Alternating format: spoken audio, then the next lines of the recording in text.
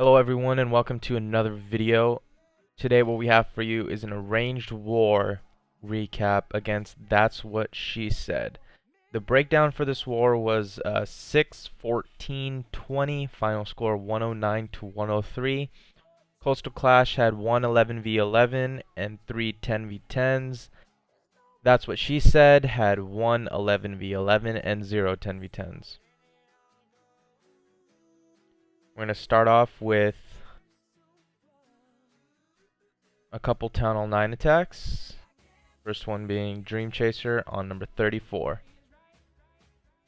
This was basically a spam law loon. Also, I apologize for I can't zoom out any further than this. This new update for Android has made it impossible to zoom out further than this. So basically, you see he uses those loons hasted to get the CC pull. And then basically suicides his heroes in order to get that CC that can affect his air raid and the queen. And after that, this is just going to be a spam Lalo. Reason I share this is because he should have failed this raid. I mean, he only has one loon and one lava for 25% of the defenses that you can see at the end. Starts at 3 o'clock. Puts his 2 lavas, loons, and another lava at around 5 o'clock. Hastes those loons.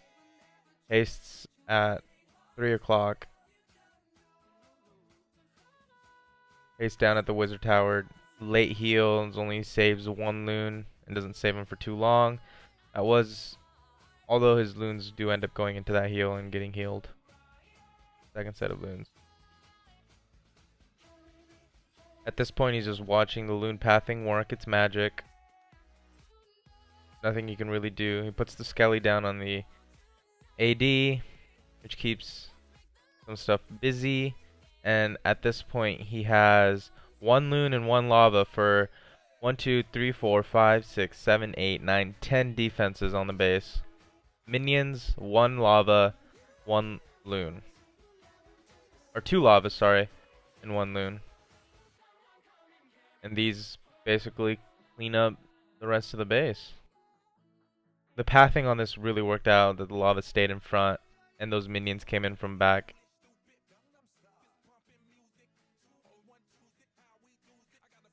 Nice raid, bit of luck, bit of major luck on his side. Helped him get this 3-star.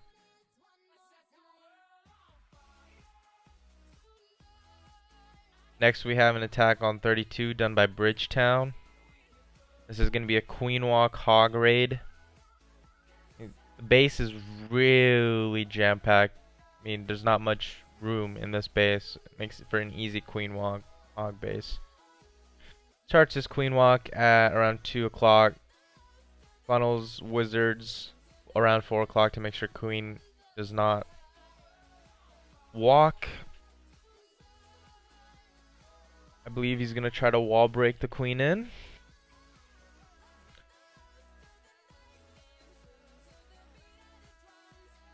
DC turns out to be basically all archers and 1 baby drag.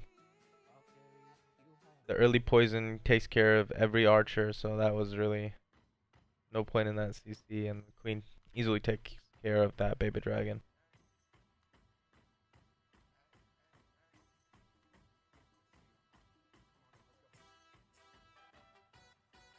He does have a double cannon in the middle of the base, but that's not going to be too much of a problem, as you'll see. Queen does major work, and now he tries to get the wall breakers into the core.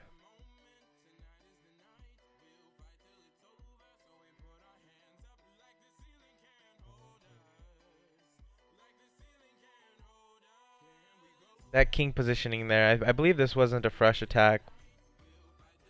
He puts the king there just to make sure he can get at least the Teslas distracted to start his hogs without the Teslas doing major damage to them. Gets 1 heal on the wizard tower, bomb tower compartment, and will save the 2nd heal for further in the raid. Might not even need it, but I believe he uses it over the expo. Yeah, he does. The queen's still alive, getting huge value, basically clearing the whole top side of the base, going counterclockwise from 3 to 12 o'clock. Few cleanup wizards down at the bottom to make sure they get that. And then one hog at the mortar, and that's a GG.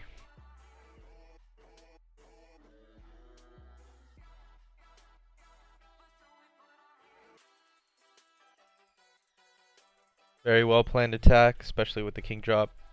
Overall, good raid. Next we have Captain Cheeto on base number 22.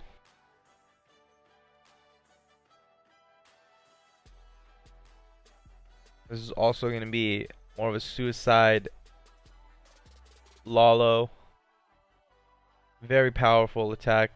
If you know people, if you have people in your clan that can Laloon, it's fairly easy to pull off this attack. He's going to suicide for the king, a couple archer towers, a cannon, and this air defense right here, and basically Laloon the rest of it with the Skelly spell for the queen. Even though the bomb tower right here is right on the Skelly spell, which is a direct counter to the Skelly spell.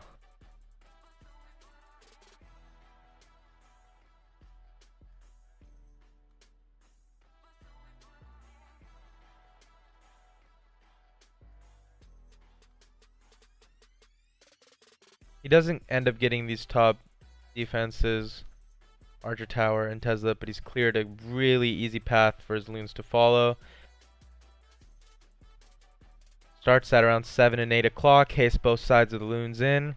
They're going into the core of the base. Here he will rage, and I believe save his heal for the when he reaches the back end, which he does. Once that bomb tower goes down, you'll see the Skelly spell also drop. Skelly spell drops, bomb tower goes down, AQ is RIP. Beautiful Laloon planned here. Still has his 3 lava hounds alive after all that. All 3 of his lavas are still alive. There's a ton of cleanup for this bottom side. His loons will easily take care of the rest of the base. That lava hound won't even pop, I believe. Yeah, takes care of the air defense on his own. And that is also a GG. Very nice Laloon, very nice attack.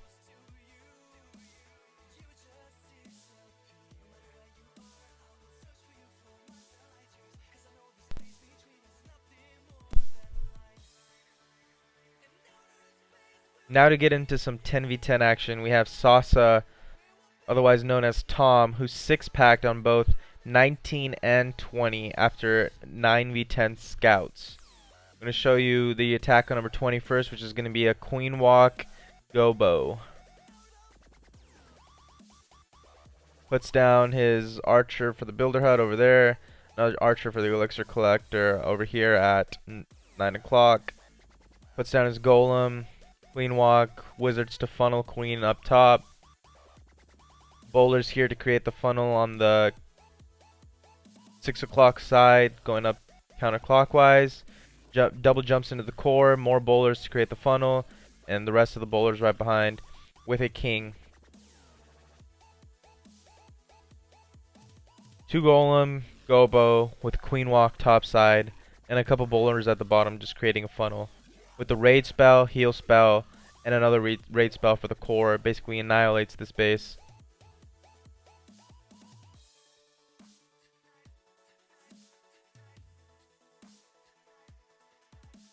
These loons do end up getting this mortar, and they do a ton. They get them a ton of value.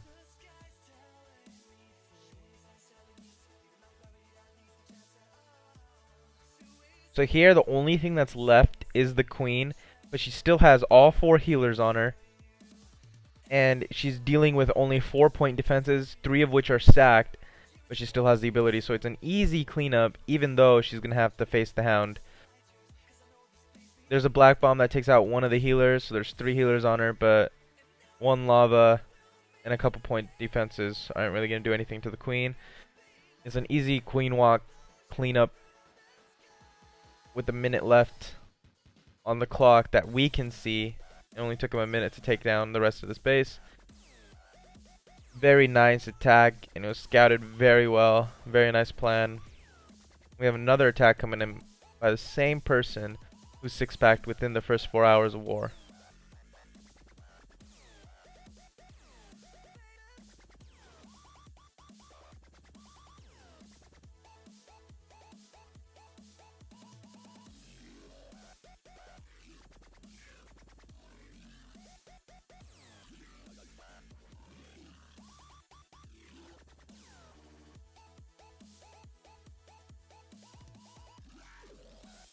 Now the attack on this, I believe it was 9v10 scouted with the same exact comp minus a spell for 85, 86%. So the second we saw that, we were like, okay, this is going to be an easy copy. So we had one of our best 10v10ers get on his account and basically rip this base.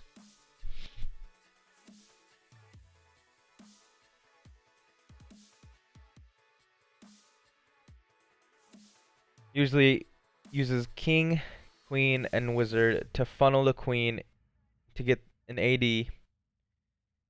I believe he wanted this queen to actually walk topside, and I think he thought at this point when we were in voice that it was going to come downwards, but did end up going back up top, which did really help him out. This is a low weight base. As you can see, there's a level 1 Inferno. Expos aren't max, but then again, these type of bases are usually in CWL wars, and you got to capitalize on tripling them, especially if you can get them down in the first try.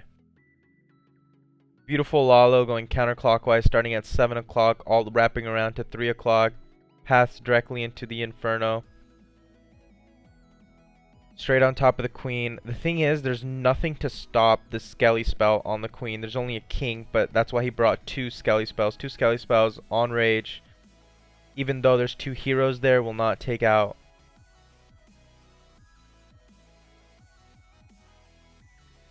those Skellies before they get the queen. Heals and then rages into the next Inferno.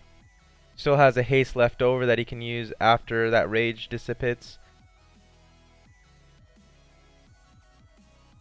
And haste into the last Archer Tower, and that is a 3-star. Smart thing he did that I didn't mention during the raid is when that Lalo CC was pulled, he dropped an Archer down here on this Elixir Collector, which kept that Lava Hound from popping by his own minions and pups that pop from the Lava Hound, which was smart planning. Because I think in the scout that did happen where the Lalo did pop because of the minions. Otherwise it was going to be a 90%. So beautiful raid, beautiful 6-pack by Tom.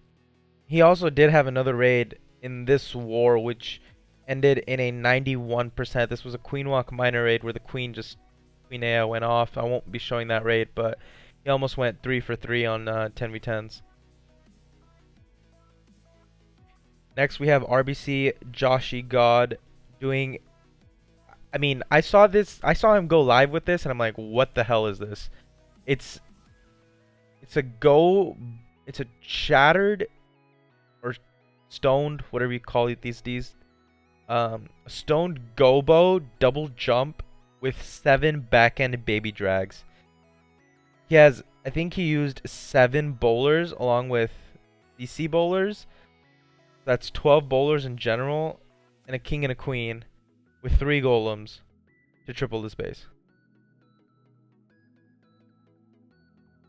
Starts around 12 o'clock, jumps into the first Inferno, rages the bowlers. Queen's gonna walk, which actually ends up saving the raid. Has a heal in the core for those bowlers that you see just got hit by the giant bomb, but healed full back to health. Second jump into the queen compartment.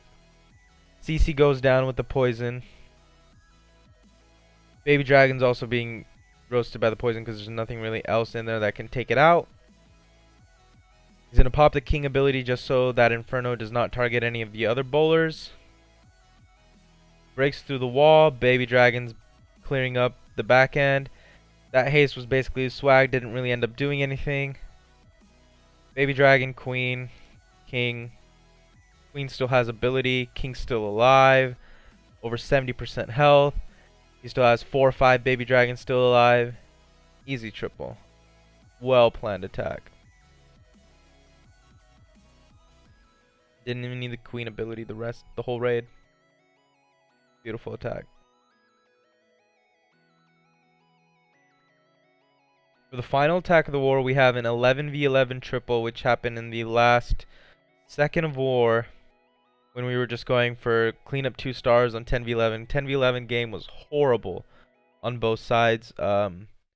We ended up going 3 for 22 10v11, and that's what she said went 1 out of 11 on 10v11.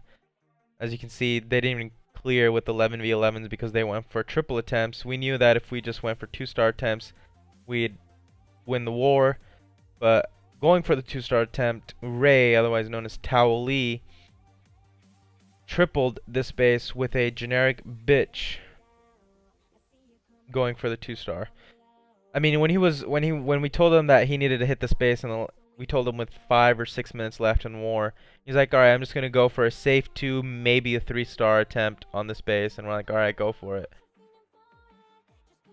Basically starts with a bitch from 6 to 9 o'clock, Queen Warden, King into the core with all the bowlers. Queen, I believe, does end up walking, or does she come back? Yeah, she ends up walking, which does help him in the end, because it is a Lalo CC. He has his king, a bunch of bowlers, and the witches going core. They end up going clockwise in through the base. When I saw this happening, I was like, okay, he's skipping the town hall. But then I saw these witches come in clutch right here and snipe that town hall. Freezes the Expo Inferno and basically walks the bait. I see this king going outwards again helped him so much because it kept those witches along the core and they didn't get hit by this giant bomb, or they didn't end up versing this wizard tower bomb tower combo by themselves, which saves him those 2 witches as well as a cleanup on the backside. Pops the queen ability, and at this point we knew it was a triple and the war was over. Kudos to that's what she said. It was a great war despite the 10v11 struggles from both sides. It was a very fun war to get in some tryouts for the new recruits in Koastal Klash, and it was, I believe, a great war for That's What She Said, preparing for the next season of CWL. We hope we can get more wars like this. 40-man with a 6-14, 7-16 breakdown. They're really fun, really hectic, and it does help in improving a clan's ability to do wars at a high level. That's all we have for today. Until next time.